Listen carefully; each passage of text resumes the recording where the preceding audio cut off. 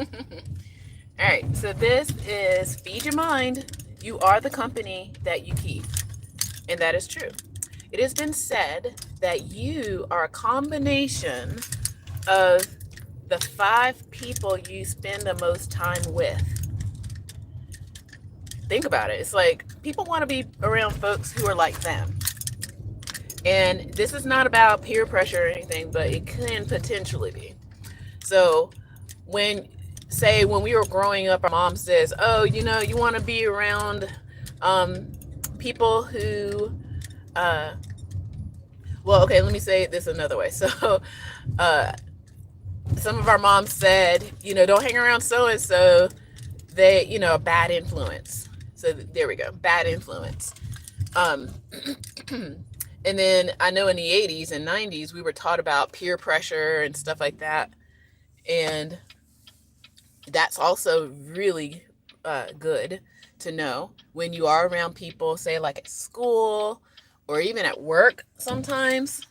People are trying to influence you into doing certain things that you may or may not be interested in, or realize that might not be good for you. So you are the company that you keep, you know? And one of the things that I'm helping my brother with is what he didn't get in Alabama is the company that he keeps. Um, he was just, I don't know, I'm not blaming the environment, and that's part of epigenetics. Again, really, if certain people are into, I don't know, certain kinds of TV shows, and I even said this to him the other day about the one channel that we have on this TV for him right now. It's like, yeah, there's a lot of cussing on here and a lot of just people fighting all the time. Like, why are they always fighting? And he's like, I don't know. So hopefully I can get him some DVDs that are a little more uplifting and things like that. But you are the company that you keep. That includes your music, that includes your movies, that includes the books if you read them, audiobooks included, the videos that you watch, the social media that you watch. So I strongly suggest people do a mental diet. And that just means kind of audit what you consume for your mind. And is that something that you really want for your mind? Sometimes it takes a little bit of self-reflection for a person to realize, like, wait, I don't really like this. It's like, why am I watching this? You can tell how it makes you feel in your body. Okay. um a lot of musicians and filmmakers, they know how to, like, stoke your emotions in certain ways. And even social media right now, so there's rage engagement. Okay, that is when somebody says something on purpose to get you upset. Okay, on purpose, so that they can get you to react on their social media, so that they can uh, get money, basically.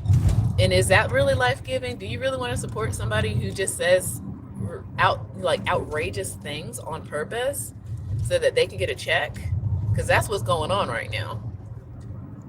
Okay, think about that. Do you really want to follow somebody who just says, like, seriously off the wall things just because they want a check?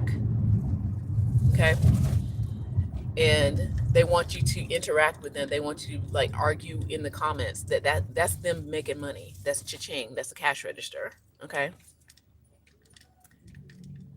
So feeding your mind is very important. Making sure you take care of what you're consuming, um, and the people that you're around. That's how cults start. um, I was young when Jim Jones was around, but there's this saying, like, you drank the Kool-Aid. In the 70s, there was a cult, and Jim Jones, he was a religious fanatic, for lack of a better word. He lured like 100 people, probably no, actually larger than that, like 1,000 people, to some foreign country away from the United States in this cult. And he knew, like, the government was already on his trail. They were like, this man is crazy, like, he is dangerous. And he, you know, in the end, he laced some Kool-Aid with cyanide, I believe. and made these people, and not made them, they were already corrupted. Their mind were already ready to do whatever he said.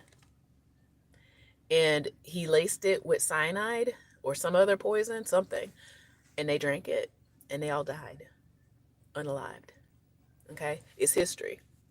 So, um, yeah. So you are the company that you keep. You gotta guard. No, I won't say guard. It's like you gotta be mindful. Just know who you're around, what you're consuming. Ooh. Healthy habits. Be around those folks who make you feel good, like truly feel good, not obsessed over. Oh, I must have this plastic cup with this name on it, with a straw, kind of thing. Or I must have this new gadget because this influencer told me to. They said it was good, but really they're getting paid. Okay? And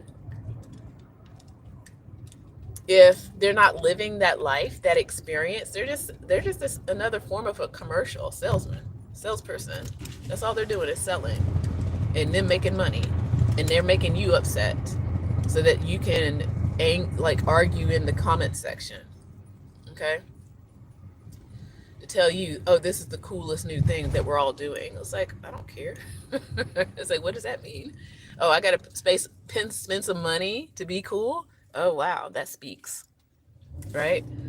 So, feeding your mind, that's also important, okay? And your mom was right. Like, you are the company that you keep. Like, be careful of who you hang around. Be careful of who wants to hang around you. And that's kind of where I am right now. It's like there are people who want to hang around me, and I don't want to hang around them because they're not life-giving. And that's kind of maybe where my next year is going to head into. Like, how can we keep a strong, healthy brain and mindset around people who are either energy vampires,